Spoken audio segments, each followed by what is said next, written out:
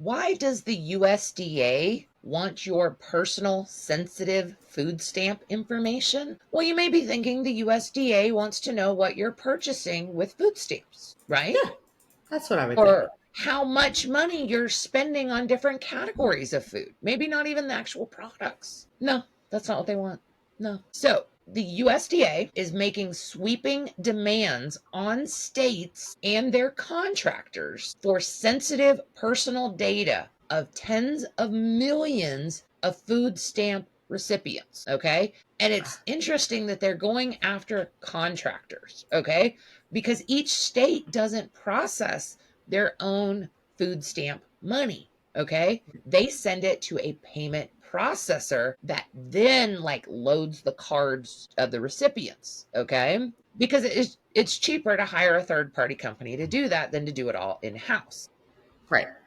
And so there are all these like privacy advocates and civil liberties advocates that are demanding to know why the USDA wants this sensitive data. And they're claiming that it's unlawful for them to ask for it. And they're warning all these third party contractors to not give it to the federal government. And of course, the federal government is saying, if you don't give us this information, we will make it to where you are not a verified approved vendor. Okay. So it's kind of putting them in the middle. Okay. Yeah. So the Republican lawmakers, okay, they're proposing all of these deep cuts to food stamps. Okay. And Right. they're kind of working with the Department of Government Efficiency, the DOGE. And between them, they are basically they targeted a few states, but now they're targeting more. And they're quote unquote trying to amass all this data because they're looking for fraud. Okay. They are not caring what you're buying with your food stamps. Okay. And in fact, the information they actually want is not limited to, but specified so far as full names, dates of birth, personal addresses used on the applications, as well as social security numbers. And they don't want just current information. They want all of this data going back until January 1st of 2020. Okay. They want the last 5 years worth of data. Okay. So first off, why does the federal government need that information? They have it. Okay. They issued the social security numbers. They know when your date of birth is. They know your address. So why do they need this? And each state approves food stamps. And you know what they do? They pull information from the IRS to compare. So that way, whatever you're claiming your income is matches what you've previously filed with the IRS. So in theory, if you go file for food stamps and you state, oh, I didn't make any income, the state's going to pull the IRS information and go, well, you got W-2s, you got 1099s. Right. You know what I mean? That's how they face, they basically direct fraud there because they have a balance system. They don't just take your word for it. They fact check everything you submit. So then why does the federal government need the state's information? They should already have it. So they should already have it. Yeah. So what exactly are they finding as fraud? You see what I mean? Like, it doesn't really make sense. But then again, why do we need a nationwide database of extremely sensitive information on food stamp recipients? Are we cross-referencing it against something? Like, are we tracking food stamp individuals? Like, are they traveling and we're trying to track them state by state? Like, I just don't understand why they need this information. This feels like an overreach in a lot of ways. Like, realistically. So there's a whole bunch of legal groups that have sent letters to, all the different payment processors, okay, arguing that this USDA's data demand does not comply with various federal laws, okay, including the Privacy Act, the Paperwork Reduction Act, or just the USDA's own legal requirements. Therefore, don't follow it. Okay. Yeah. But the wording on these letters to these payment processors, it's very cut and dry. It's very clear.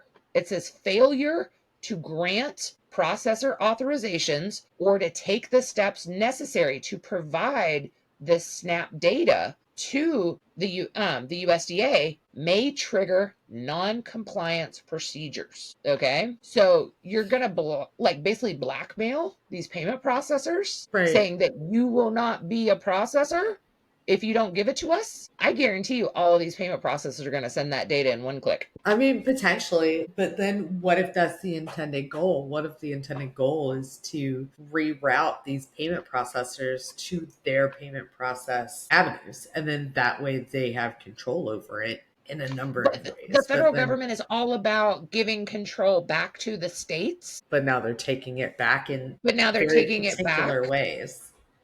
And they did state that when they first sent letters out to the states, they contacted the largest states for Right. extensive data. And in the first demand for information, it included in at least one state citizenship status. Well, I can tell you that in almost every state, being an illegal, alien, Undocumented citizen. Yeah. yes, Undocumented sorry, resident.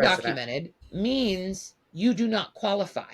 That part. Okay. Now, if you cross the border and you went through, like, there was an app that Biden put out and you basically fast tracked for asylumhood, Mhm. then those people were given, it's similar to food stamps, but it's not exactly the same. Yeah. Actually, kind of closer to like TANF, where it's a temporary assistance. And it was also covering like their housing costs and stuff like that. Yeah. So, in those cases, I can kind of understand if they're requesting data on those folks, but the majority of people that are on food stamps are citizens because it's impossible to qualify otherwise because Right. you have Unless to it's have a social security number. And if right. you don't have a social security number, you have to have a taxpayer ID, which then usually that means you are in the process of becoming a legal citizen. So I'm just saying that this information to search for fraud, I feel like this is another one of those loops that we're in Yeah. because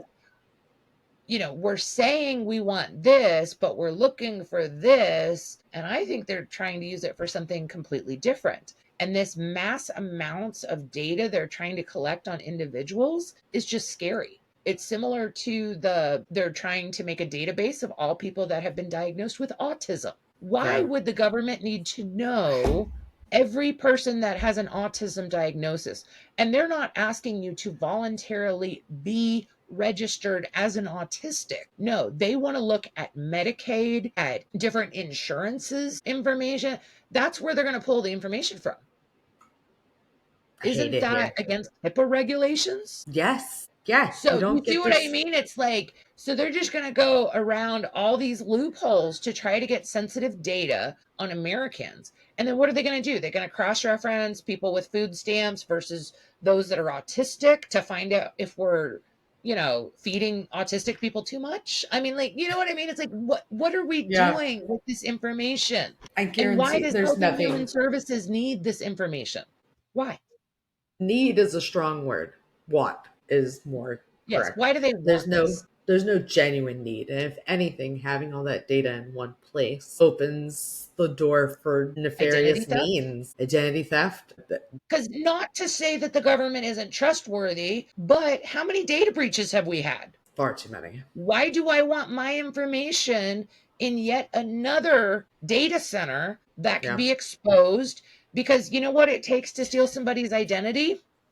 Not a Their lot. address, their social security number, their date of birth. You know what I So mean? so the other thing to think about, so they're requesting back to 2020. We've got, there's a certain percentage of the population that exists in the land of food stamps on a regular basis, right? Don't know what that Yeah. percentage is, but it exists. But during the pandemic, they sent out these emergency cards and they sent them out to almost every family with a kid in it.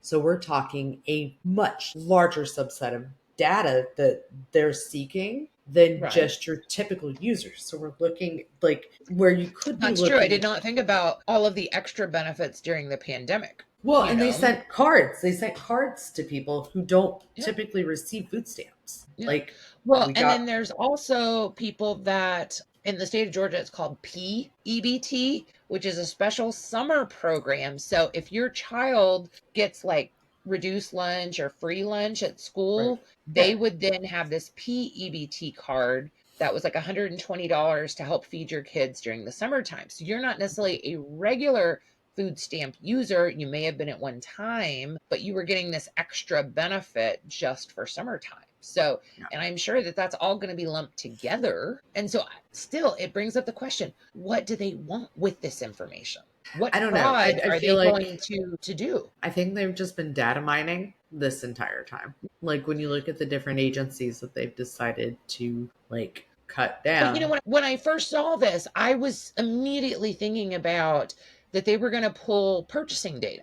Like, what exactly are you purchasing? So that way they could get like real time data. And that's why they started with a Yes. few states and they were getting more. And so that would actually kind of make sense to me because then they could actually draw real conclusions about what food stamps are being used for. But the fact that Right. they don't even care what you're buying, they just want to know what information you gave when applying.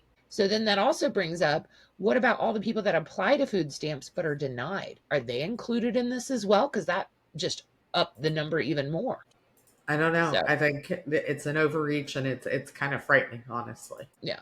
Let us know down below. One, why do you think the federal government, specifically Health and Human Services, wants all of this very sensitive data about recipients of food stamps for the last 5 years? What are they going to do with it? Two, do you agree that this is an overreach or do you think this is justified? And three, what do you think they're going to find in that information that they don't currently have access in other systems to? Let us know your thoughts down below.